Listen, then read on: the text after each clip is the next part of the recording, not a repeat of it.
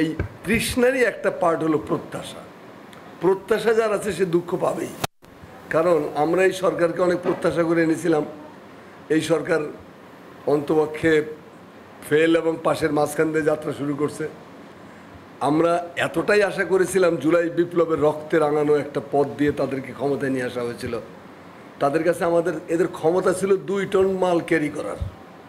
আমরা জাতি তাদের ঘরে 100 টন মাল চাপাই দিয়েছেন। ট্রাক তো চলে না, ট্রাক চলে না, অথর্ব মানে নানান অপ্রয়োজনীয় কর্মকাণ্ডের মধ্যে নিজেদেরকে যুক্ত করে প্যাচ গোছ লাগিয়ে দিয়েছে। এখন নিজেরাও চলতে পারে না, দেশকেও চালাতে পারে না।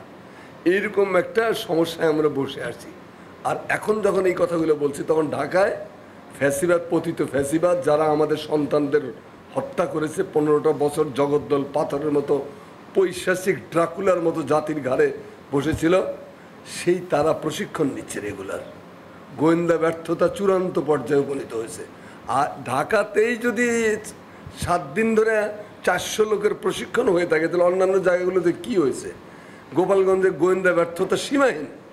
তো এই যে এগুলো কিসের সিমটম?